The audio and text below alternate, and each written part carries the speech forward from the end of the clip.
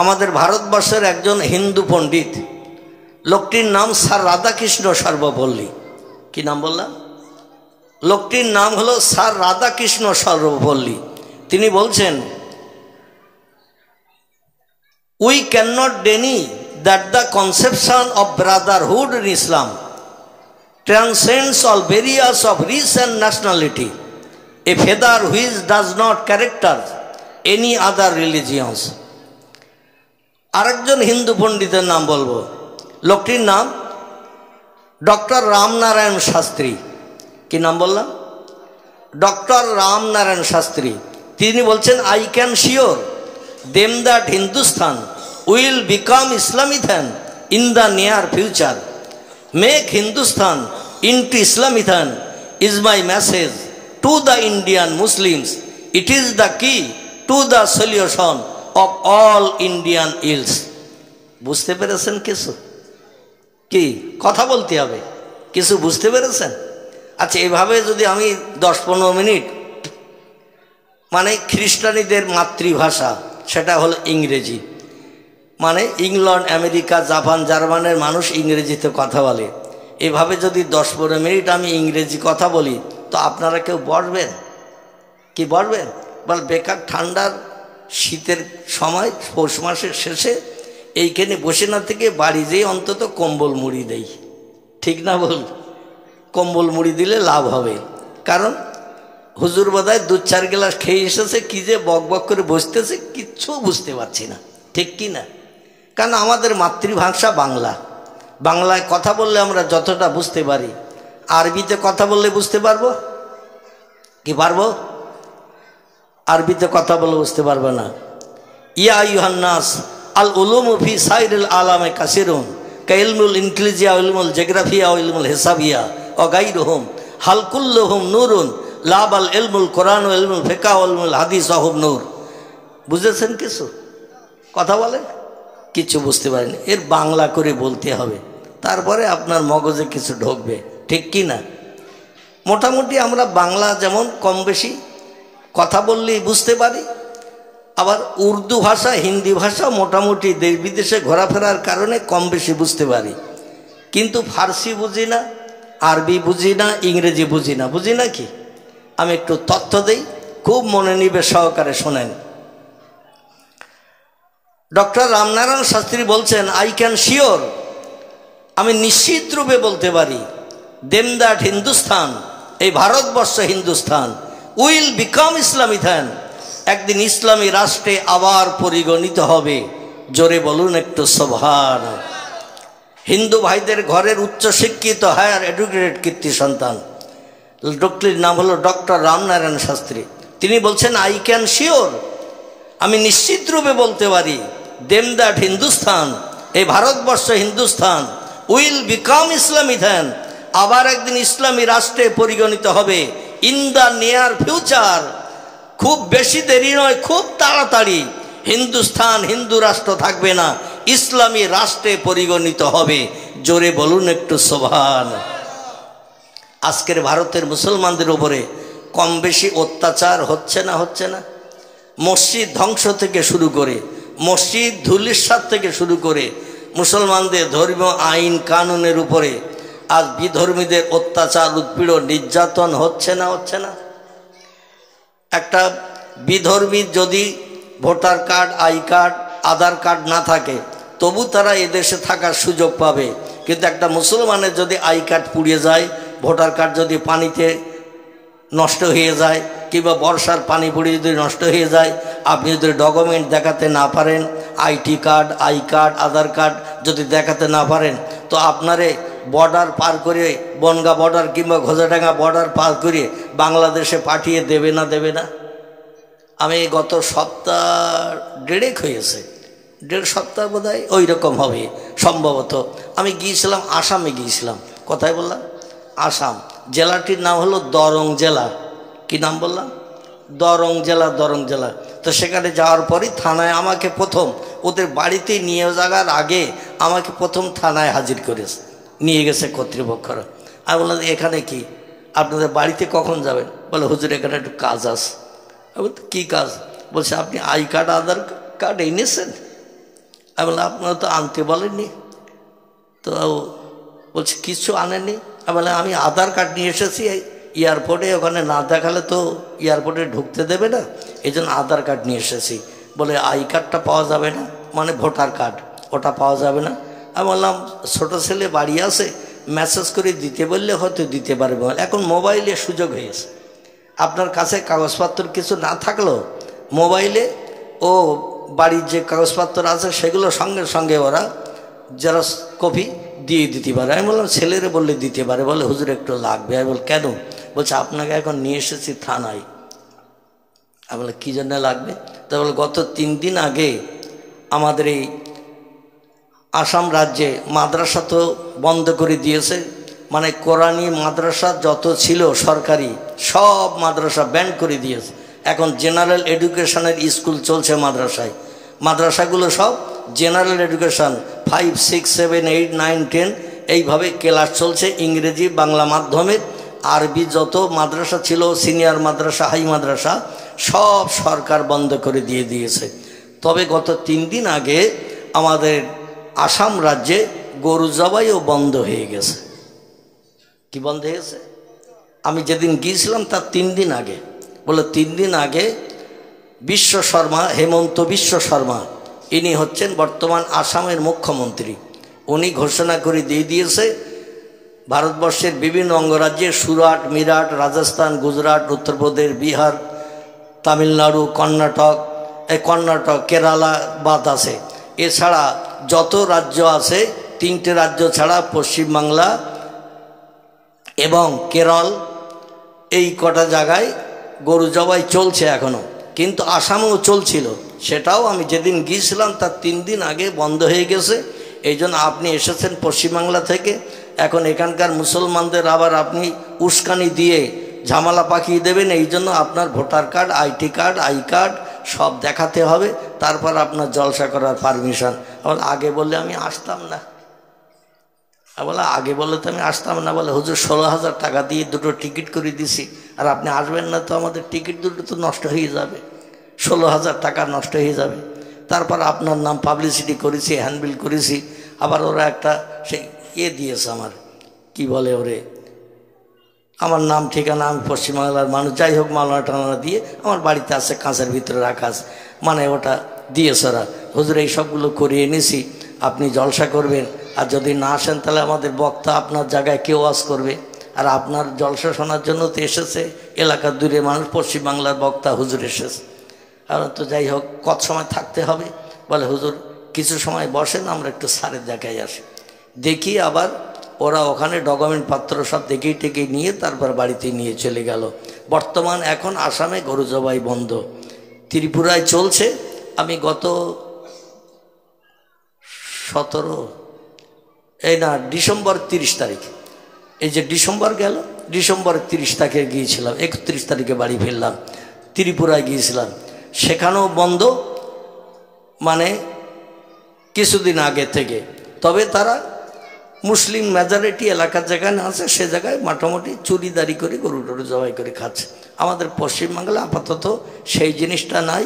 সরকার বলল কে কি খাবে না খাবে ওটা সরকার নির্বাচন করবে না, ওটা ব্যক্তিগত তাদের ব্যাপার। জোরে বলুন একটু সুবহানাল্লাহ।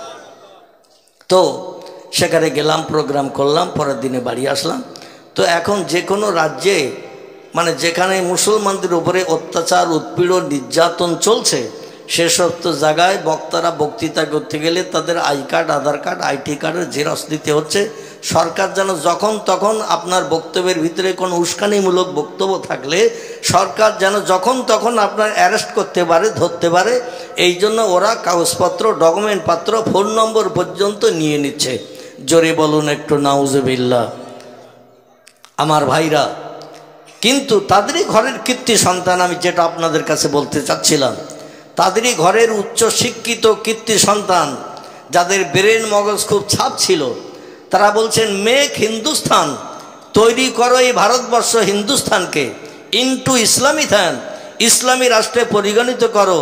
ইজ মাই মেসেজ, এটা আমার দাবি, এটা আমার কথা টু দ্য ইন্ডিয়ান মুসলিমস।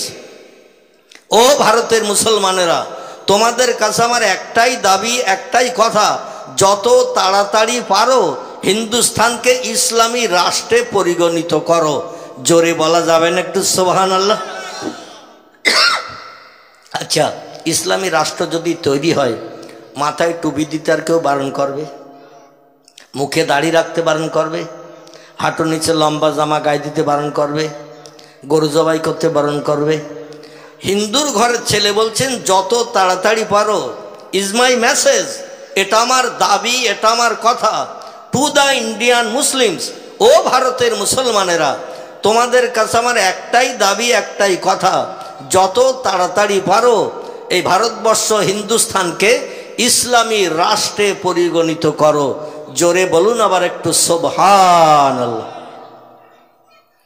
তিনি বলছেন যদি কেউ জিজ্ঞাসা করে আমি হিন্দুর ঘরের ছেলে হয়ে মুসলমানদের ইসলামী রাষ্ট্র এই ভারতবর্ষকে পরিগণিত করার কথা কেন বললাম, অনেকে আমার বক্তব্য শুনে হয়তো মনে করবে লোকটার মাথা গরম হয়ে গেছে, 2-4 গ্লাস খেয়েছে, কিংবা লোকটা পাগল হয়ে গেছে, তাই মুসলমানদের ডেকে বলছে হিন্দুস্তানকে মুসলিম রাষ্ট্র, ইসলামী রাষ্ট্র তৈরি করো।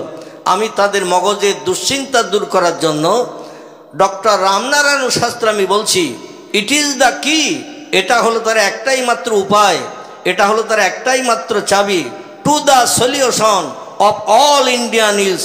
সারা ভারতের মানুষ, শুধু মুসলমান নয়, হিন্দু নয়, জৈন নয়, খ্রিস্টান নয়, ইহুদি নয়, কোল নয়, ভিল নয়, নাগা নয়, খাসা নয়, মুন্ডা নয়, আর্য নয়, অনার্য নয়, আদিবাসী নয়, সাঁওতালি নয়, যত ধর্মাবলম্বী ভারতবর্ষে বসবাস করে সব লোকের রোগের ঔষধ মুসলমানদের কোরআনের ভিতরে আল্লাহ পাক বর্ণনা করে পাঠিয়ে দিয়েছেন।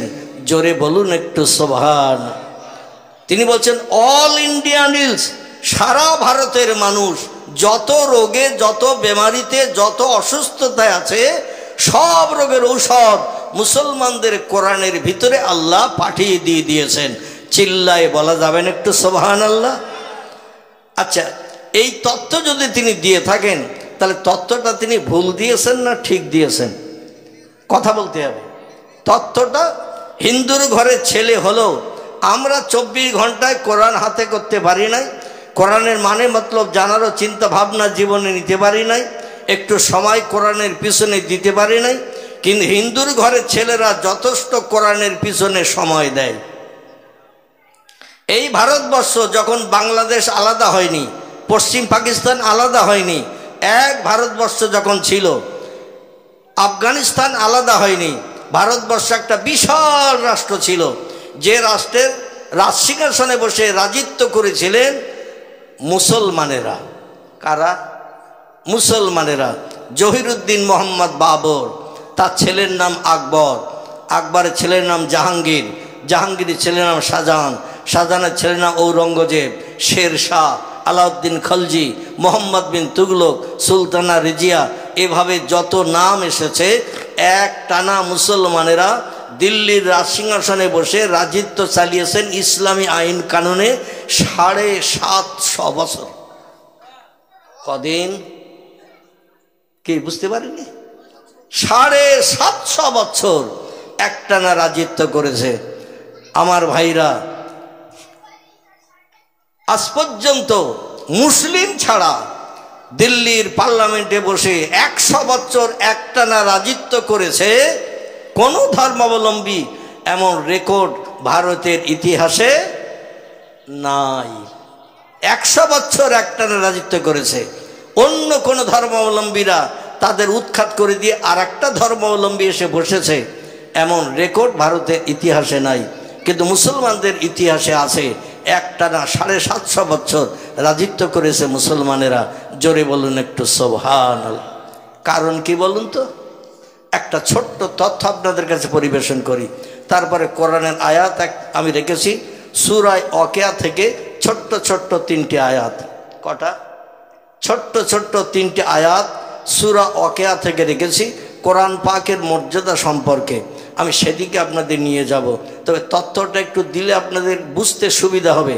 দেব না, সরাসরি কোরআনে যাব, যেটা বলবেন সেটা করব। তথ্যটা দিলে আপনারা কোরআনের মর্যাদা সম্পর্কে বুঝতে সুবিধা পাবেন। আর যদি বলেন না হুজুর সরাসরি কোরআনের আয়াতে যান, তাহলে কোরআনে যে আয়াত পড়ে আপনাদের আল্লাহু আকবার বলতে বলেছিলাম আমি সেদিকে চলে যাব। এখন তথ্যটা দিয়ে বলবো, তথ্যটা দেব। আমাদের মুসলমানের একটি ছেলে, তার নাম হলো স্যার সৈয়দ আহমদ। কি নাম বললাম? ইতিহাসে তার জীবনী লিপিবদ্ধ আছে। লোকটির নাম স্যার সৈয়দ আহমদ। তিনি দিল্লির আলিগড়ে একটা বিশ্ববিদ্যালয় বানিয়েছিল। স্যার সৈয়দ আহমদের বানানো একটা বিদ্যালয় তিনি বানিয়েছিলেন, এখনো আছে দিল্লিতে। জায়গাটির নাম হলো আলিগড়। কি নাম বললাম? আলিগড়। খুব ভালো করে শুনবেন, আলিগড়।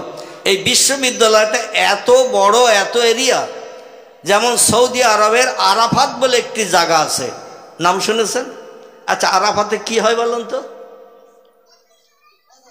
আরাফাতে, আরে ভুল হলে তা তো বলবেন। আমি তো বসেছি এখানে সংশোধনের জন্য, আর আমি যদি তথ্য দিতে যে কোনো ভুল বলে বসি, আপনারা ক্যাট করে ধরে নিয়ে তথ্যটা জানিয়ে দেবেন, তাহলে আমারও মগজে সংশোধন হয়ে যাবে, ঠিক কি না? একটা তথ্য সবাই জানে? সবাই সব জিনিস সম্পর্কে খবর রাখে না। এই জন্য আপনাদের মগজে এমন কিছু তথ্য আছে যেটা আমার সারা ব্রেন ঘুটলেও পাওয়া যাবে না। আর আল্লাহ অধমের ব্রেনে টুকটাক যা রেখেছেন, আপনাদের অনেকের ব্রেনে সেটা নাই, ঠিক কি না? এই জন্য একে অপরের থেকে শিক্ষা নিতে হয়। এই জন্য আল্লাহ নবী বলছেন উতলুবুল ইলমা মিনাল মাহাদ ইলাল লাহাদ, শিক্ষা অর্জন করো দোলনা থেকে নিয়ে কবরে যাওয়া পর্যন্ত।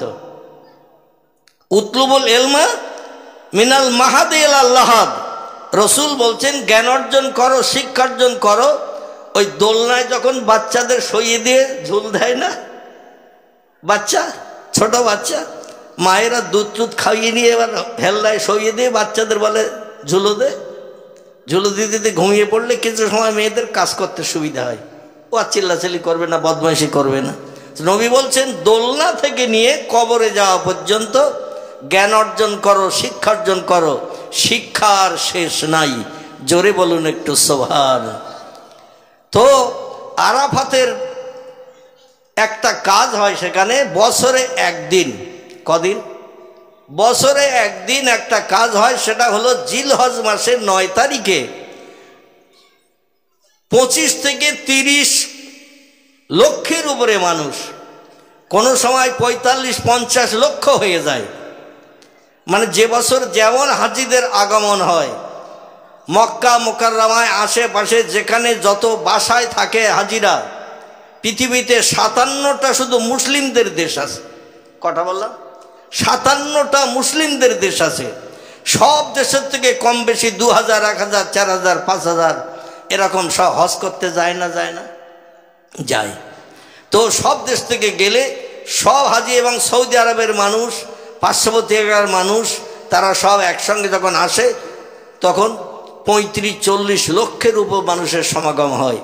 এই টোটাল মানুষকে নিয়ে বিল্ডিংয়ে একটাও লোক থাকে না, কোনো বাসা ঘরে একটাও লোক থাকে না, মক্কা শরীফে একটাও হাজি থাকে না, সব চলে আসে আরাফাতের মাঠে জিলহজ মাসের 9 তারিখে। কবে বললাম? জিলহজ মাসের 9 তারিখে কোনো হাজি কোথাও থাকে না, সব চলে আসে আরাফাতের মাঠে। এখানে 2 রাকাত নামাজ পড়িয়ে হাজির সার্টিফিকেট দেওয়া হয়। জোরে বলুন সুবহানাল্লাহ। এই আরাফাতের মাঠের পার্শ্ববর্তী এলাকায়, আরাফাতের মাঠের পাশে একটা আরবি বিশ্ববিদ্যালয় বানানো হয়েছে। আরবি বিশ্ববিদ্যালয়টির নামকরণ করা হয়েছে উম্মুল কোরা। কি নাম বললাম? একটু জোরে বলেন, তাহলে মনে থাকবে অনেক সময়। আর আমার কথা শুনে চুপ করে বসে থাকলে এই মাইকে আওয়াজ বেরিয়ে যাচ্ছে ওই পর্যন্ত, এর পরে আর মেমোরিতে আসবে না। তো মুখে যদি উচ্চারণ করেন কিছু সময়ের জন্য থাকবে মেমোরিতে। এই বিশ্ববিদ্যালয়টির নামকরণ করা হয়েছে উম্মুল কোরা। কি নাম বললাম? উম্মুল কোরা। এই বিশ্ববিদ্যালয়টার এই মাথা থেকে ও মাথা পর্যন্ত পায়ে হেঁটে দেখতে গেলে একদিন সময় লেগে যায়। কদিন? একদিন। কারণ মুসলমানের এতদিন এত বড় বিশ্ববিদ্যালয় পৃথিবীর কোনো দেশে বানায় নাই। এরা জানতো বাপ মরে গেলে কোরআন শরীফ খতম করতে হয়, মা মারা গেলে কোরআন শরীফ খতম করতে হয়, কবরের পাশে যে লাশ দাফন করে আল্লাহর কাছে দোয়া করে কোরআন শরীফের মোনাজাত করতে হয়, এবং শবে বরাতে এক খতম পড়িয়ে মৃত ব্যক্তির জন্য বকশিয়ে দিতে হয়। কোরআন শুধু মৃত ব্যক্তিদের বকশানোর জন্য, মৃত ব্যক্তিদের আত্মার কল্যাণের জন্য দোয়া মাগফিরাত করতে হয়, মসজিদে নামাজ পড়তে গেলে সূরা কেরাত পড়তে হয়। কোরআন এই কাজের জন্য এসেছে। কিন্তু ডক্টর রামনারায়ণ শাস্ত্রী বলছেন ইট ইজ দ্য কি, এটা হলো তার একটাই মাত্র চাবি, এটা হলো তার একটাই মাত্র উপায় to the solution of all Indian ills. সারা ভারতের মানুষ যত রোগে বেমারিতে অসুস্থতায় আছে সব রোগের ঔষধ কোরআনের ভিতরে আল্লাহ ঢুকিয়ে দিয়েছেন। জোরে বলুন সুবহানাল্লাহ। তাহলে এখানে একজন উচ্চশিক্ষিত হিন্দু পণ্ডিতের কথা মোতাবেক আমরা বুঝতে পারছি যে কোরআন শুধু মৃত ব্যক্তির জন্য দোয়া করার জন্য নয়, মসজিদে শুধু নামাজ পড়ার জন্য নয়, কোরআন রোগ বেমারি থেকে ট্রিটমেন্টের জন্য ওষুধ হয়ে এসেছে। জোরে বলুন সুবহানাল্লাহ। আমার ভাইরা, যখন তামাম ভারতবর্ষ, বিশাল এরিয়ার ভারতবর্ষ ছিল, আফগানিস্তান ভারতে ছিল, পাকিস্তান ভারতে ছিল, বাংলাদেশ ভারতে ছিল, শ্রীলঙ্কা পর্যন্ত ভারতের আন্ডারে ছিল, এই সময়ে প্রথম বাংলা ভাষায় কোরআন অনুবাদ করেছিলেন যিনি, প্রথম বাংলা ভাষায় কোরআন লিখলেন যিনি, কারণ কোরআন হলো সৌদি আরবের ভাষা। কোথাকার ভাষা? সৌদি আরবের ভাষা। ওরা আরবিতে কথা বলে, ওদের মাতৃভাষাই আরবি। এই সৌদি আরবের ভাষা এখানে বর্ণনা করলে পড়লে আমরা কেউ বুঝতে পারবো না যত সময় বাংলায় অনুবাদ না করা হবে। তো প্রথম বাংলায় যিনি কোরআন অনুবাদ করেছিলেন, আমাদের মুসলমানের ঘরের কোনো আলেম, হাফেজ, কারি, মুফতি নয়, প্রথম বাংলা ভাষায় কোরআন অনুবাদ করেছিলেন যিনি, তার বাড়ি ছিল পূর্ব বাংলার ময়মনসিংহ। কোথায় নাম বললাম?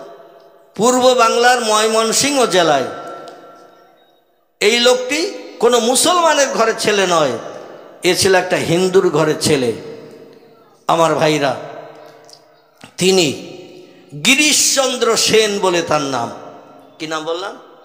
গিরিশচন্দ্র সেন।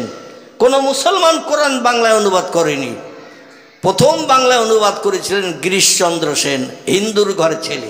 তাহলে কোরআন না পড়লে, কোরআনের মানে মতলব না জানলে ও কোরআন বাংলায় অনুবাদ করতে পারবে? তারপর আরেকজন ব্যক্তির নাম বলি, তার নাম আচার্য বিনয়া ভাবে। কি নাম বললাম? আচার্য বিনয়া ভাবে, একজন হিন্দুর ঘরের ছেলে। সে বাংলায় কোরআন অনুবাদ করলো। কারণ কোরআন যে মহামূল্যবান সম্পদ, সোনা দানা হিরে জহরত মণি মাণিক্য থেকেও কোরআনের দাম বেশি না কম?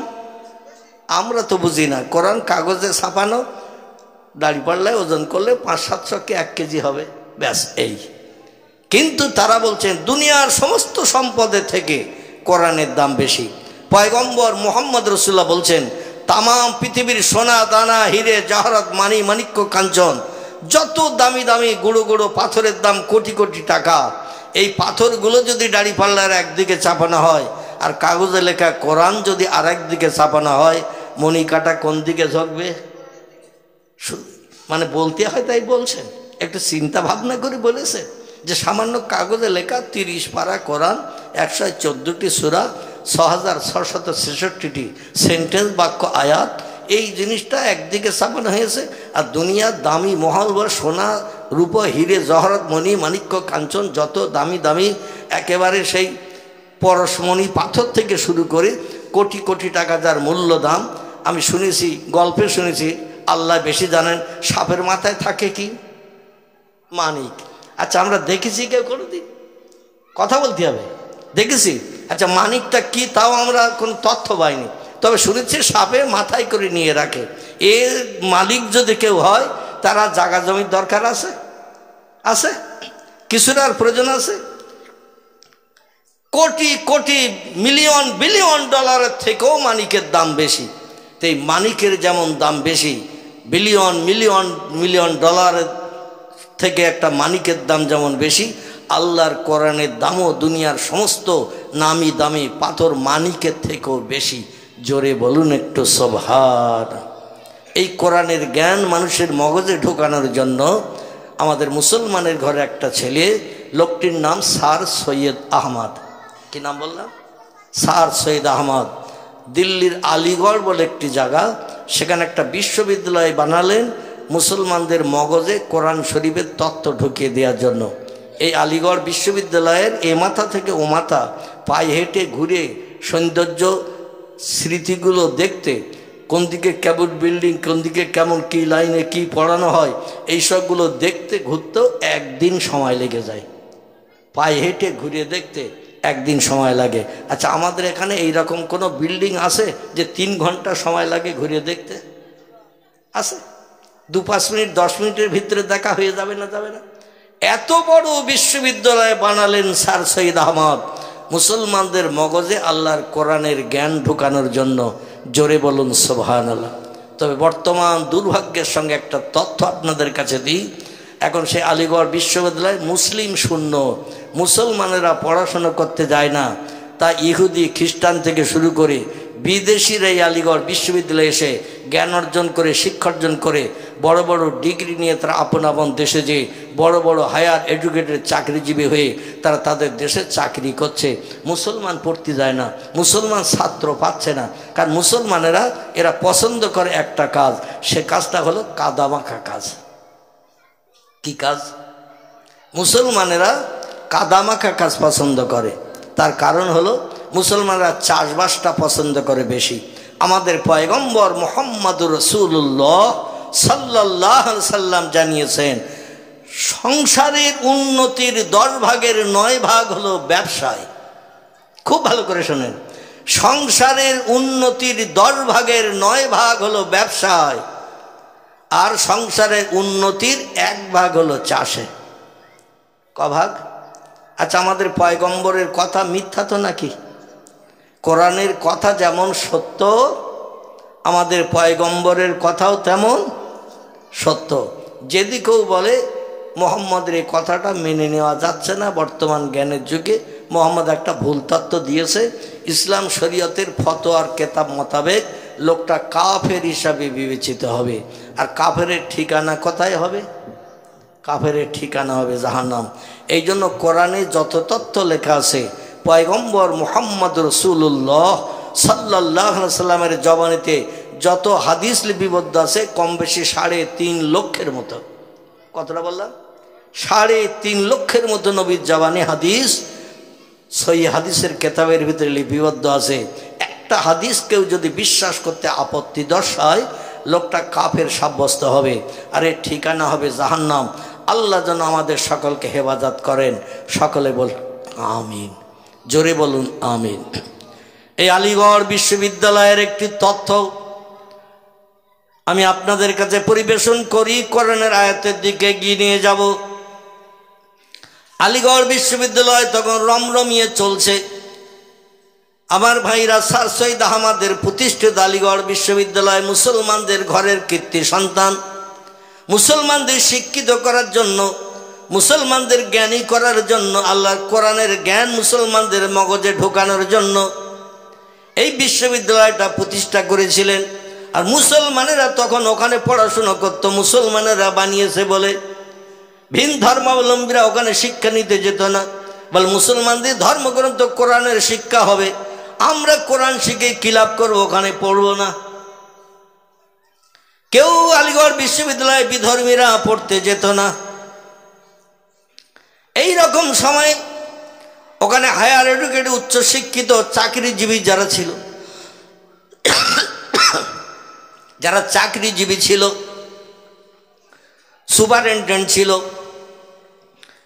অধ্যক্ষ ছিল, অধ্যাপক ছিল, নামি দামি শিক্ষিত মানুষ যারা ছিল, মাঝে মধ্যে এলাকার মানুষ কোনো দরখাস্তে সই করার জন্য, কোনো কাজের ডকুমেন্ট হিসাবে আলিগড় বিশ্ববিদ্যালয়ের উচ্চ শিক্ষিতদের কাছে ভাইস চ্যান্সেলর যারা ছিল, প্রফেসর যারা ছিল, অধ্যক্ষ ছিল, সুপারিনটেন্ডেন্ট ছিল, বিশ্ববিদ্যালয়ের হেড অফ দি ডিপার্টমেন্ট, এনাদের কাছে অনেকে দরখাস্ত নিয়ে যেত, অনেকে কোনো জিনিস নিয়ে যেত, একটু সই করে দেন স্যার, অমুক অফিসে জমা দেব। আর বিশ্ববিদ্যালয়ের হেড অফ দি ডিপার্টমেন্ট যিনি প্রধান, এনার সই করা কাগজ কোনো জায়গায় জমা দিলে অন্য শিক্ষকেরা বা শিক্ষিত ব্যক্তিরা ওতে আর কোনো দ্বিধাদ্বন্দ্ব করতো না, সঙ্গে সঙ্গে সেটা অ্যাটেস্টেড করিয়ে দিয়ে দিত। যে উদ্দেশ্যে এসেছো সই করতে করে নিয়ে এসেছো, তোমার কাজ সফল হবে, কারণ তোমরা আসল জায়গা থেকে সই করে নিয়ে এসেছো। আর যিনি সই করতেন তিনি দেখে শুনে সই করতেন, যে কোনো বাজে কাগজে সই করতেন না। দুইজন হিন্দু যুবক ওই আলিগড় বিশ্ববিদ্যালয়ের সিঁড়ির ধাপের মুখে চলে গেছেন। সিঁড়ির ধাপের মুখে যে চিন্তা ভাবনা করছেন, এখন উপরেতে উঠতে হবে। ভাইস চ্যান্সেলর যিনি আছেন, হেড অফ দি ডিপার্টমেন্ট এই টোটাল বিশ্ববিদ্যালয়ের, তিনি তো দোতলায়, ওনার আলাদা অফিস রুম আছে, সেইখানে তো যেতে হবে। আর গেছে দুইজন এক সাইকেলে চেপে, কিসে সাইকেলে চেপে গেছেন। সাইকেল এখনকার সময় না, এখান থেকে অন্তত 100 বছর আগের কথা। তখন একটা সাইকেল যদি গ্রামের কেউ কিনে আনতো, 3 দিন তার বাড়ি বাজার হইতো। কি ঠিক বললাম না ভুল বললাম? এখান থেকে 80-90 বছর আগে যদি একটা সাইকেল কেউ গ্রামে কিনে আনতো, কিরাম হেঁটে যেতে হবে না, গাড়ি চেপে যাওয়া যাবে, তাড়াতাড়ি পৌঁছানো যাবে। কিরাম গাড়ি পয়সা খরচ হয় না, চল একটু দেখে আসি। এই গ্রাম সে গ্রাম হতে হতে 10-20 কিলোমিটার দূরের মানুষ শুনলে তারাও আসতো। বিনা ধরায় গাড়ি চালিয়ে যাওয়া যাবে, পড়বে না, আবার তাড়াতাড়ি জায়গায় পৌঁছানো যাবে, পয়সাও খরচ হবে না, চল সাইকেল কিরাম দেখে আসি। সেই সময়কার কথা, দুইজন যুবক, একজন চালাচ্ছে আর একজন সামনের রডে বসা। একজন হিন্দু আবার যেতে ভয় করে, কারণ সব মোল্লারা ওখানে থাকে। কারা? শিক্ষক মোল্লা, ছাত্র মোল্লা, তৈরি করেছে বিশ্ববিদ্যালয়, তিনিও মোল্লা। মোল্লা বোঝেন তো নাকি? মোল্লা মানে হলো মুসলমান। মুসলমানদের বিশ্ববিদ্যালয়, ভাইস চ্যান্সেলর প্রধান শিক্ষক যিনি, তিনিও মুসলমান। বিশ্ববিদ্যালয় বানিয়েছেন যিনি, তিনিও মুসলমান। আর সেখানে ছাত্র পড়াশোনা করছে, তারাও মুসলমান। কোনো হিন্দু নাই, জৈন নাই, শিখ নাই, ইহুদি নাই, খ্রিস্টান নাই, মুসলমানদের কল্যাণের জন্য বানিয়েছেন। এখানে যে কোনো একটা ধর্মাবলম্বী আসতে গেলে একটু চিন্তা ভাবনা করবে না, করবে না? এই জন্য একজন যুবক একা একা আসতে ভয় পাওয়ার কারণে ও আরেকজনকে সঙ্গে করে নিয়ে এসেছে। বলে, চল ভাই একটু দরখাস্তটায় সই করে নিয়ে আসি। বলে, তুই যা। বলে, আমার একা যেতে যেতে গান চান করছে, একটু ভয় ভয় লাগছে, এখানে মোল্লাদের এরিয়া, মোল্লারাই থাকে সেখানে, অন্য কোনো ধর্মাবলম্বী আমাদের জাত কেউ নাই, একটু চল। আচ্ছা, একজনের সঙ্গে আরেকজন থাকলে তার একটু সাহস বাড়ে না, বাড়ে না? একটু সাহস বাড়ে। তো বলছে, চল, তোর যদি উপকার হয় তো যাই। এখন দুই বন্ধু নতুন সাইকেল চেপে এসেছেন বিশ্ববিদ্যালয়ের দরজার মুখে।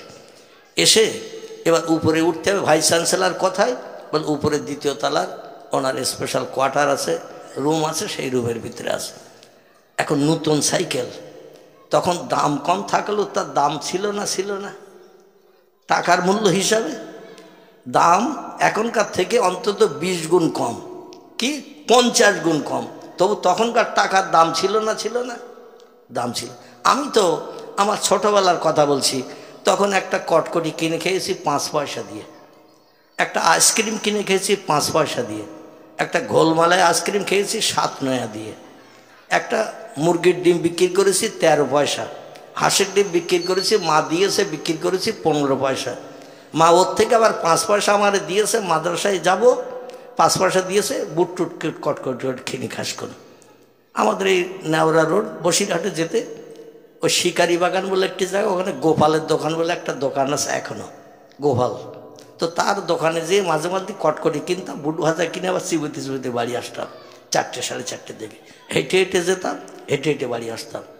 ক্লাস 9 পর্যন্ত আমি পায়ে হেঁটে হেঁটে মাদ্রাসা করেছি, আবার ক্লাস 9 পর্যন্ত পায়ে হেঁটে হেঁটে বাড়ি 4:30টার সময়। ক্লাস 10-এ যখন উঠেছি, মানে মাধ্যমিক ক্লাস 10-এ, আমার মা ছাগল বিক্রি করে দিয়েছে 225 টাকা। কথা বললাম, 225 টাকাতে একটা ছাগল বেচেছে। সেই ছাগল বেচা 225 টাকাতে একটা সাইকেল কিনেছে, 225 টাকা। সেই 225 টাকা সাইকেল কিনে তখন সাইকেলে করে যাওয়া আসা করেছে। আবার প্রায় 12-13 বছর ধরে ওই সাইকেলটা চালিয়েছি।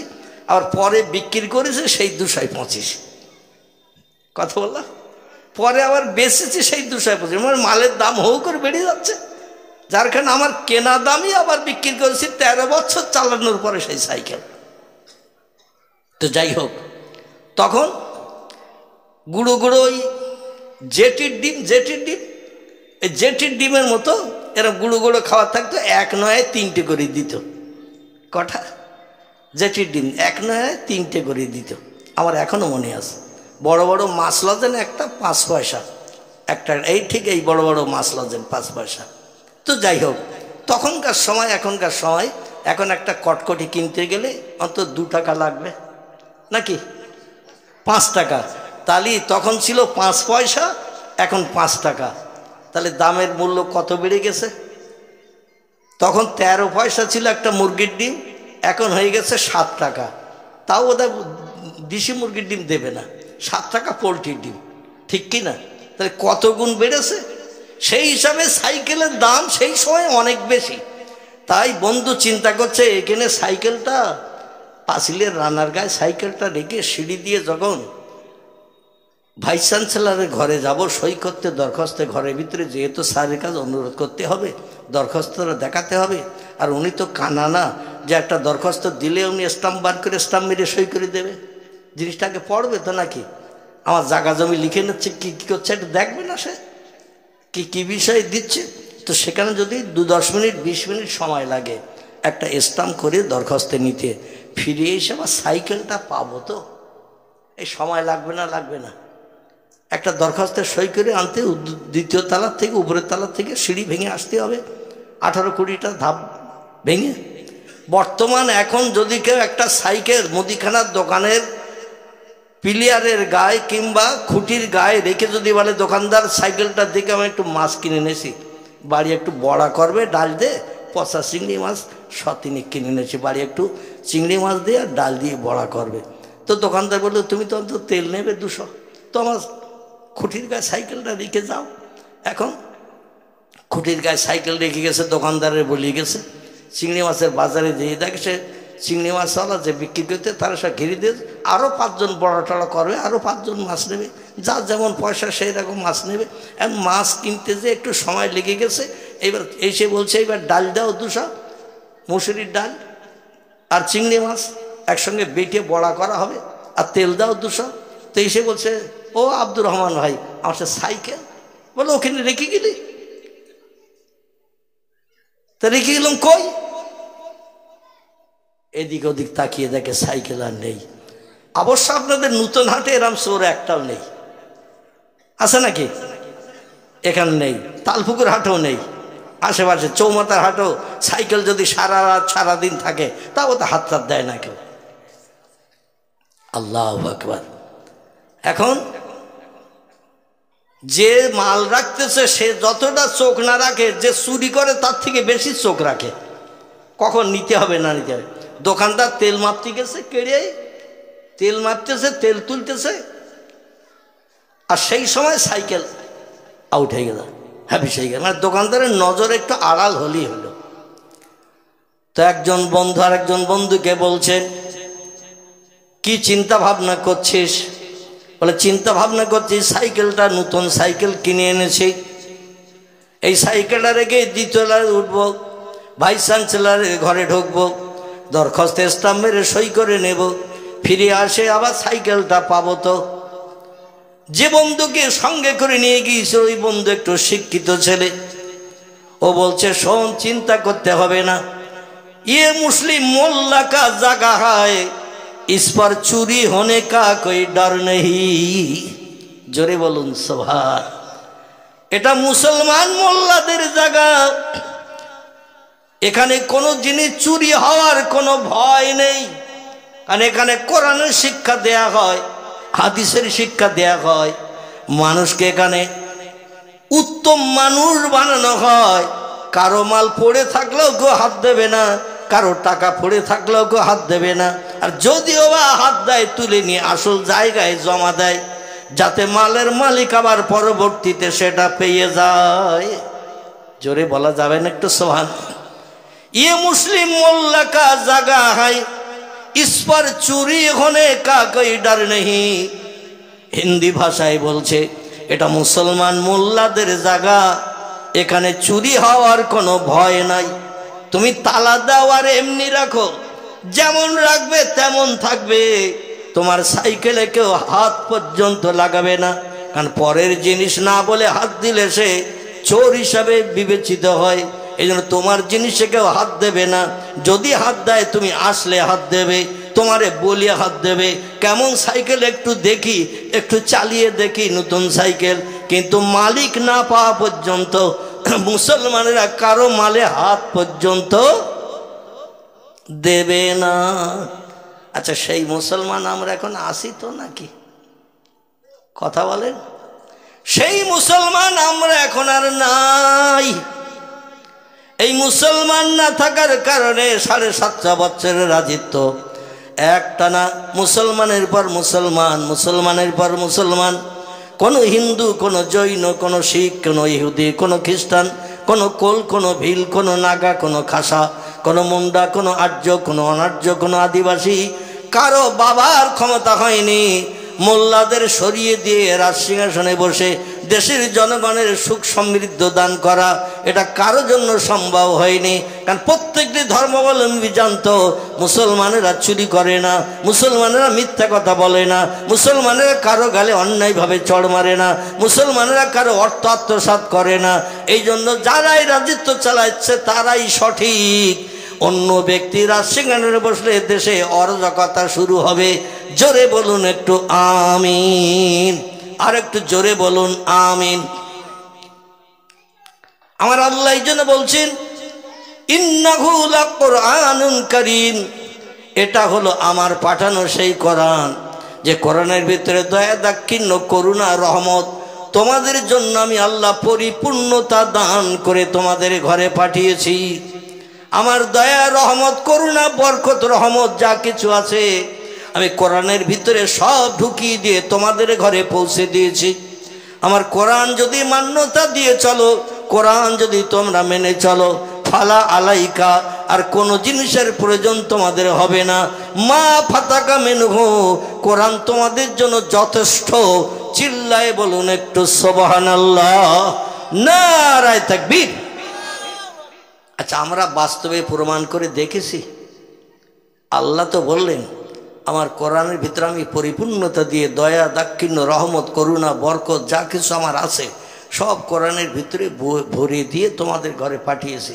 আমরা কেউ কোনোদিন প্রমাণ করেছি? আল্লাহ বলছেন ও বান্দারা, বাস্তব জীবনে কোরআনের তথ্যগুলো যদি তোমরা তোমাদের জীবনের সঙ্গে প্রতিফলিত করতে চাও, তবে আমার কোরআনের কিছু আইন কানুন তোমরা আগে শুনে নাও। খুব ভালো করে শুনে নেবেন। আমার কোরআনের কিছু আইন কানুন তোমরা ভালো করে শুনে নাও। আল্লাহ বলছেন ও বান্দারা তোমরা শোনো, লা ইয়ামাসসুহু ইল্লাল মুত্তাখারুন।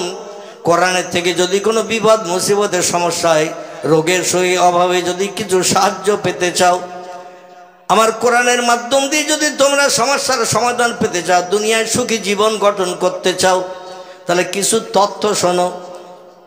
তথ্য কি? আল্লাহ বলছেন লা ইয়ামাসসুহু ইল্লাল মুত্তাখারুন। অত সময় পর্যন্ত আমার কোরআনে তোমরা হাত দেবে না, আমার কোরআনের থেকে জ্ঞান অর্জন করতে যাবে না, কোরআনের থেকে ঔষধ কালেকশন করতে যাবে না, কোরআনের থেকে সমস্যার সমাধানের জিনিস বার করতে যাবে না, যত সময় না পর্যন্ত তোমরা পবিত্রতা অবলম্বন করবে। কোরআনের থেকে কিছু যদি বার করতে চাও, ওষুধ পেতে চাও, সমস্যার সমাধান পেতে চাও, আমি আল্লাহ আমার দয়া, রহমত, করুণা, বরকত যদি পেতে চাও, আমার কোরআনের মাধ্যম দিয়ে যদি জ্ঞান অর্জন করে সেটা বাস্তবে রূপদান করতে চাও, প্রথম নম্বর কাজ হলো লা ইয়ামাসসুহু, অত সময় পর্যন্ত আমার কোরআনে তোমরা হাত দেবে না, কোরআন স্পর্শ করবে না, ইল্লাল মুতাহহারুন, যত সময় পর্যন্ত তোমার দেহটা পবিত্র না বানাবে। আচ্ছা, আপনাদের কাছে জিজ্ঞাসাবাদ করি, বেদ পড়তে গেলে উযু করতে হয়, গোসল করতে হয়?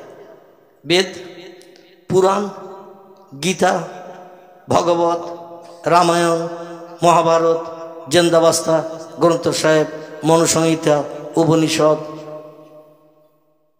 বাইবেল, এ সমস্তগুলো পড়তে গেলে কি অজু করার দরকার আছে? আচ্ছা, গোসল করার দরকার আছে? কোনো ধর্মগ্রন্থ কি তথ্য দেশে? যে স্বামী স্ত্রী মিলন করে আমি বাইবেল আমার গায়ে হাত দিতে পারবে না, মদ খেয়ে আমি বেদ আমি পুরাণ আমার গায়ে হাত দিতে পারবে না, আমার থেকে জ্ঞান নিতে পারবে না। ঘুম থেকে উঠে আমি জেন্দাবাস্তা ত্রিপিটক আমাকে স্পর্শ করতে পারবে না। শুধু তাই নয়, পেশাব করিয়ে পায়খানা করিয়ে তুমি পবিত্রতা অবলম্বন না করে আমি জেন্দাবাস্তা গ্রন্থ সাহেব ত্রিপিটক আমার গায়ে হাত দিতে পারবে না। এরকম কোনো তথ্য কোনো ধর্মগ্রন্থের লেখা আছে? কোনো ধর্মগ্রন্থ উচ্চ শিক্ষিত ব্যক্তি ধর্মগ্রন্থের তথ্য দিয়ে এরকম কোনো বক্তব্য আজ পর্যন্ত রাখতে পেরেছে যে পেশাব করে হাত দেওয়া যাবে না, পায়খানা করে হাত দেওয়া যাবে না, ঘুম থেকে উঠে হাত দেওয়া যাবে না, স্বামী স্ত্রী মিলন করে হাত দেওয়া যাবে না, দেহ ফ্র্যাকচার হয়ে রক্ত বেরিয়ে গেলে হাত দেওয়া যাবে না, এরকম কিছু বলেছে? আমাদের ধর্মগ্রন্থ কোরআনের 27 পারা, সূরাটির নাম হলো সূরাতুল ওয়াকিয়া। কি নাম বললাম? সূরাতুল ওয়াকিয়ায় আল্লাহ বলছেন আমার কোরআনের মাধ্যম দিয়ে সব সমস্যার সমাধান যদি পেতে চাও, কারো কাছে যদি হাত পাতার প্রয়োজন তোমরা মনে না করো, আমার কোরআন যদি তোমাদের জন্য যথেষ্ট হিসাবে তোমরা বিবেচনা করে নাও, প্রথম নম্বর কাজ হলো আমার কোরআন স্পর্শ করে জ্ঞান নিতে গেলে আগে তোমাদের পবিত্রতা অবলম্বন করতে হবে, নাপাক দেহ পাক করতে হবে। আচ্ছা, কোরআনে এমন তথ্য নেই এরকম কোনো জিনিস আপনাদের জানা আছে যে এই বিষয়ে তথ্যটা কোরআনে নেই? আছে কিছু? কি কথা বলেন? একেবারে অতীতকাল থেকে নিয়ে ভবিষ্যৎকাল পর্যন্ত পৃথিবীতে মানুষ যতদিন আসবে, যতদিন মরবে, এই দুনিয়া যতদিন থাকবে, নতুন কোনো তথ্য কোরআনের দরকার নাই। জোরে বলুন সুবহানাল্লাহ। আল্লাহ হলেন সব জ্ঞানীদের সেরা জ্ঞানী, আল্লাহু আলিমুন বিজাতিস সুদূর। আল্লাহ বলছেন আমি বান্দার অন্তরের গোপন খবরও রাখি এবং আমি আল্লাহ আমার মতো জ্ঞানী আর কেউ নেই। ওমা উতীতুম মিনাল ইলমি ইল্লা কালিলা।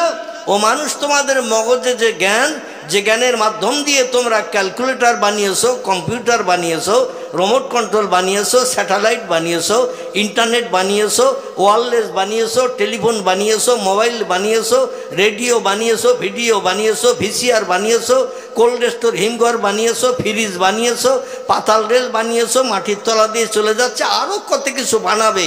তাই বলে তোমরা যেন ধারণা করিও না আমার জ্ঞানের থেকে তোমাদের জ্ঞান বেশি। আল্লাহ বলছেন তোমাদের মগজের জ্ঞান হলো আমি আল্লাহ আমার জ্ঞানের কাছে সামান্যতম, ইল্লা কালিলা, সামান্যতম একটুখানি জ্ঞান তোমাদের মগজে দিছি। আমি আল্লাহ হলাম অসীম জ্ঞান রাশির মালিক, তোমাদের জ্ঞান আমার জ্ঞানের কাছে সসীম সীমিত জ্ঞান, একটুখানি জ্ঞান। এই একটুখানি জ্ঞান নিয়ে আমার সঙ্গে যেন পাল্লা দিতে এসো না, পাগল হয়ে মরে যাবে। জোরে বলুন সুবহানাল্লাহ। আমার কোরআন ভবিষ্যৎকালের মানুষের জন্য যথেষ্ট, নতুন কোনো তত্ত্ব ঢোকানোর দরকার হবে না। তবে শোনো, এই কোরআনের জ্ঞান নিয়ে যদি পৃথিবীতে সেরা জ্ঞানী হতে চাও, আল্লাহ বলছেন লা ইয়ামাসসুহু ইল্লাল মুতাহহারুন। আগে পবিত্রতা অবলম্বন করো, নাপাক দেহে কোরআন হাত দিও না। নাপাক দেহে কোরআনে হাত দিলে তুমি কাফির হিসাবে বিবেচিত হবে। একটি ফতোয়া আপনাদের কাছে বলি, দুটি কাজ করলে মুসলমান সঙ্গে সঙ্গে কাফের হয়ে যায়। কটা? দুটি কাজ করলে মুসলমান সঙ্গে সঙ্গে কাফের হয়ে যায়, ও আর মুসলমান থাকে না। ওকে তওবা পড়তে হবে, কলেমায় রদ্দে খবর পড়তে হবে জনগণের সামনে এবং অঙ্গীকার করতে হবে যা ভুল করেছি জীবনে যতদিন বাঁচবো এই ভুল আর করব না, এই ওয়াদা করে তওবা পড়তে হবে, কলেমায় রদ্দে খবর পড়তে হবে। যদি না পড়ে লোকটা মারা যায়, ওর জানাজা নামাজ পড়ার দরকার নাই, এমনি এমনি কবরে পুঁতে দেওয়া ভালো হবে। কারণ ইসলাম শরীয়তে লোকটা মুসলমান নয়, আর মুসলমান যে না হবে তার জানাজা পড়ার কোনো দরকার নাই। আমার ভাইরা, দুটি কাজের একটি কাজ হলো বেওযু অবস্থায় কোনো ব্যক্তি যদি নামাজ পড়ে, বেওযু অবস্থায় যদি কোনো ব্যক্তি নামাজ আদায় করে এবং রুকুর পরে সেজদায় দিয়ে, জমিনে সেজদায় যেয়ে যদি বলে সুবহানা রব্বিয়াল আলা, এই তাসবিহ যদি পাঠ করে সেজদা দেয়, লোকটা সঙ্গে সঙ্গে কাফের হয়ে যাবে। এই কাফেরের এই সেজদাই তসবিহ আমার আল্লাহ কোনোদিন পছন্দ করেন না, বরং বেঈমানের তালিকায় তার নাম নথিভুক্ত করেন। আর একটা কাজ করলে যে কোনো মোমেন মুসলমান সঙ্গে সঙ্গে কাফের সাব্যস্ত হয়ে যায়, ও আর মুসলমান থাকে না। সেটি হলো বেওজ অবস্থায় পেশাব করে এসেছে, পায়খানা করে এসেছে, ঘুম থেকে উঠেছে, স্বামী স্ত্রী মিলন করেছে, কিংবা দেহ ফ্র্যাকচার হয়ে রক্ত নির্গত হয়েছে, অজু ভেঙে যাবে, অজু নষ্ট হয়ে যাবে। এই অবস্থায় যদি কোনো ব্যক্তি কোরআন স্পর্শ করে, লোকটা সঙ্গে সঙ্গে কাফের হয়ে যাবে। বোঝা গেল? এই দুটো কাজ যেন জীবনে যতদিন বেঁচে থাকবেন এই দুটো কাজ যেন জীবনে করবেন না। একটা হল অজু যদি ভেঙে যায়, কেরা ঠাট্টা করলো, বিদ্রুপ করলো, মুস্কি হাসলো, ওটা দেখবেন না। কারণ আপনি কাফের হওয়ার থেকে অজু করতে যাওয়া ভালো না খারাপ? মসজিদে আসেন, ঘুমিয়ে পড়েছেন, মসজিদে আসেন, ঘুমিয়ে পড়েছেন, ইসলাম শরীয়তের ফতোয়ার কেতাব এসেছেন, কোথায় বসে আছেন এতটুকু খেয়াল নাই, মানুষ তন্দ্রায় গেছে, ঘুমিয়ে গেছে, পাশের মানুষ গুঁতো না দেওয়া পর্যন্ত আপনার ঘুম ভাঙে নাই, আপনার কিন্তু অজু নষ্ট হয়ে গেছে। ওই অবস্থায় যদি আপনি নামাজ আদায় করেন, আপনি কাফের সাব্যস্ত হবেন। এই জন্য বাই সরে গেছে, পিছনের দরজা দিয়ে হাওয়া নির্গত হয়ে গেছে। আপনি লজ্জার মাথা খেয়ে উঠে চলে যাবেন, উজু করে আসবেন। এখন আমি উজু করতে গেলে লোকে ধারণা করবো বাই সরে গেছে, পিছনের দরজা দিয়ে হাওয়া নির্গত হয়ে গেছে। লোকজন হয়তো মুস্কি হাসবে, ঠাট্টা করবে। কোনো দিকে তাকাবেন না। কে কি বললো, কে কি করলো, কে হাসলো কি কাঁদলো, ও দেখার দরকার নাই। আপনাকে যেতে হবে অজু করতে, অন্যথায় নামাজ পরিত্যাগ করতে হবে। কি করতে হবে? হয় অজু করতে হবে, অন্যথায় নামাজ ছেড়ে দিতে হবে। ওই জামাতের দরকার আপনার নাই, পরবর্তীতে একা নামাজ পড়বেন অজু করে, সেটাও ভালো। ওই জামাতের সবের আশায় বেঈমান হবেন না। জোরে বলুন আমিন। আল্লাহ যেন আমাদের হেফাজত করেন। বোঝা গেল ফতোয়াটা? বোঝা গেল তো নাকি আমার ভাইরা? এবার আসুন, আল্লাহ বলছেন তানজিলুম মির রব্বিল আলামিন। দুনিয়ায় যত ধর্মগ্রন্থ আছে সব ধর্মগ্রন্থ মানুষের মগজ ধোলাই করা কথা। মানুষ তার ব্রেন মগজের জ্ঞান দিয়ে ধর্মগ্রন্থ লিখেছে। বেদ মানুষ লিখেছে, পুরাণ মানুষ লিখেছে, গীতা মানুষ লিখেছে, ভগবত মানুষ লিখেছে, রামায়ণ মানুষ লিখেছে, মহাভারত মানুষ লিখেছে, জিন্দাবাস্তা মানুষ লিখেছে, গ্রন্থ সাহেব মানুষ লিখেছে, উপনিষদ মানুষ লিখেছে, ত্রিপিটক মানুষ লিখেছে, যত ধর্মগ্রন্থ আছে বাইবেল মানুষ লিখেছে। আমার ভাইরা, সব ধর্মগ্রন্থ মানুষ রচনা করেছে। আমাদের ধর্মগ্রন্থের মালিক কে? জোরে বলেন। আমাদের ধর্মগ্রন্থের মালিক হলো আল্লাহ সুবহানাহু ওয়া তাআলা। সে আল্লাহ বলছেন, ও দুনিয়ার মানুষ তোমরা শোনো, আমার পাঠানো বাণী, আমার কথাবার্তাগুলো হলো কোরআন। কোরআন আল কোরআন। এই কোরআন পৃথিবীর কোনো মানুষের মগজ ধোলাই করা কথা নয়। এই জন্য আমি আল্লাহ আমার তরফ থেকে পাঠিয়ে দিয়েছি। তানজিলুম মির রব্বিল আলামিন। তোমাদের পরওয়ারদিগার পূর্বে যেখানে ছিল, বর্তমানে যেখানে আছে, ভবিষ্যতে যেখানে থাকবেন, সেই জায়গাটির নাম হলো আরশ কুরসি। কি নাম? জায়গাটির নাম হলো আরশ কুরসি। সেইখানে আমি অতীতে ছিলাম, বর্তমানে আছি, ভবিষ্যতেও থাকবো। সেইখানে আমি সংরক্ষণ করে রেখেছিলাম ফি লাউহিম মাহফুজ। লহে মাহফুজ বলে একটা সংরক্ষিত জায়গা আমার আরশ মোয়াল্লার উপরে, সেইখানে কোরআনকে আমি রেখেছিলাম। কোনো নবী পয়গম্বরের মর্যাদা রক্ষার জন্য আমি কোরআন অতীতে পৃথিবীতে পাঠাই নাই। পৃথিবীতে 1,24,000 পয়গম্বর এই পৃথিবীতে আগমন করেছে। কোনো পয়গম্বর তার উম্মতের উপকারের জন্য কোরআন আমি পৃথিবীতে পাঠাই নাই। আমি আল্লাহ পাক পয়গম্বরদের ভিতরে সেরা করেছি যাকে, তার নাম হলো মুহাম্মদ রাসূলুল্লাহ। আর মুহাম্মদ রাসূলুল্লাহ উম্মতদের সব পয়গম্বরের উম্মতের থেকে সেরা করেছে। তাই কোরআন অতীতে আমি বানিয়ে রেখেছিলাম এবং পরবর্তীতে সব পয়গম্বরের শেষে মুহাম্মদ রাসূলুল্লাহর উম্মতের উপকারের জন্য কিয়ামত পর্যন্ত আমি দামি কিতাব হিসাবে তোমাদের ঘরে পৌঁছে দিয়েছি। জোরে বলুন একটু সুবহানাল্লাহ, নারায়ে তাকবীর। এবার একটা প্রশ্ন আপনাদের কাছে করি, কোনো মানুষ যদি মারা যায়, যেমন আমাদের গ্রামের একটি ছেলে শাহজাহান বলে তার নাম, কি নাম বললাম? শাহজাহান। শেখপাড়ায় বাড়ি, আমাদের নেওয়ার আস্তানা শাহ ছবি রমজান আলী রহমতুল্লাহ মজারের কাছে তার বাড়ি। আমাদের নেওয়ার একজন আল্লাহর অলি ব্যক্তির কবর আছে, তার নাম শাহ সুফি রমজান আলী রহমাতুল্লাহ আলাইহি। এনারই কবরের পাশাপাশি বাড়ি। ভেলুড়ে গিয়েছিল ট্রিটমেন্ট হতে, সেখানেই মারা গেছে। বাই ফ্লাইটে এরোপ্লেনে করে ফিরে এসেছে, মাগরিবের নামাজ বাদ তার জানাজা নামাজ হয়েছে। যাই হোক, এইরকম একটা মানুষ যদি মারা যায়, আর পৃথিবীর কোনো দেশের থেকে যদি কেউ খবর নিয়ে আসে যে মরা মানুষ জেন্দা করে দেবে, 20,000, 50,000, 1 লাখ, 2 লাখ টাকা দিলে মরা মানুষ জেন্দা করে দেবে, সম্ভবত আমার থেকে তার বয়স অন্তত 10-12 বছর কম। কতটা বললাম? আমার থেকে 10-12 বছর তার বয়স কম। তার সে তো এখনো বুড়ো হয়নি, হয়েছে নাকি? খুব ভালো ছেলে, সৎ ছেলে। শাহজাহান তার নাম। বসিরহাট মায়াও আছে, ঘড়ি সারাই করা কাজ করতো। বসিরহাট মায়াও চেনেন তো নাকি? ওই বিমল ড্রেসেসের পাশে ওই মায়াও আছে, ঘড়ি সারাই কাজ। তার আগে কাজ করতো বসিরহাট থানার বাম পাশে ঘড়ির দোকানে ঘড়ি সারাই কাজ করতো। ছেলেটা মারা গেছে। আচ্ছা, এখন কেউ যদি এসে খবর, খুব ভালো করে এবার বুঝবেন, কেউ যদি এসে খবর দেয় যে অমুক দেশে ওষুধ তৈরি হয়ে গেছে, মরা মানুষের গালে 2 ফোঁটা দিলে ও আস্তে আস্তে জেন্দা হয়ে যাবে। আচ্ছা, জাগা জমি ঘর বাড়ি বেচে গাছতলায় বাস করলেও যদি কেউ মরা মানুষ জেন্দা হয়, গাছতলায় বাস করতেও চাবে না? চাবে না? জাগা জমি ঘর বাড়ি যা কিছু আছে সব বিক্রি করে দেবে, দিয়ে যদি বলে আম গাছের তলায় যদি বাস করতে হয় তাও বাঁচবো, আমি মারা গেছি, আমার সব বেঁচে দে, ওই দেশ থেকে ওষুধটাই নিয়ে আমার গালে 2 ফোঁটা দে। কি চাবে না? চাবে না? খিদির লোক বোধহয় চাবে না? মরি গেলি জিন্দা হওয়া চাবে? আমার ভাইরা, মানুষ কোনোদিন মরতে চায় না, ঠিক না ভুল? মরতে কেউ চায় না।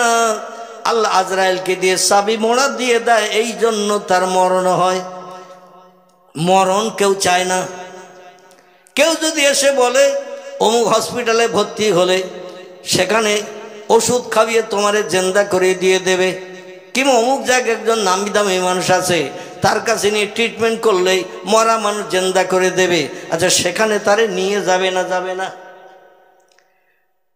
দুনিয়ার কোন দেশের বিজ্ঞানীরা, দার্শনিকেরা, ইঞ্জিনিয়ারেরা, ডাক্তারেরা, মাস্টারেরা, যত উচ্চশিক্ষিত হাকিম, উকিল, জজ, ব্যারিস্টার, এমনকি CS London first class, first gold medallist, এমন করে বিদেশ থেকে, ইংল্যান্ড থেকে ফার্স্ট ক্লাস ডিগ্রি নিয়ে গোল্ড মেডালের স্বর্ণপদক নিয়ে ডাক্তার এসেছে। ওই ডাক্তার দেখারই মরা মানুষ জেন্দা করবে, মানুষ সেখানে তারে নিয়ে যাবে না? যাবে না? কিন্তু পারবে কেউ? কোনো মরা মানুষকে জেন্দা করতে কেউ পারবে? কোরআন বলছে যেটা মানুষের পক্ষে সম্ভব নয়, আমি কোরআন আমার পক্ষে সেটা সম্ভব। জোরে বলা যাবে না? একটু আর একটু জোরে বলা যাবে না? নারায়ে তাকবীর।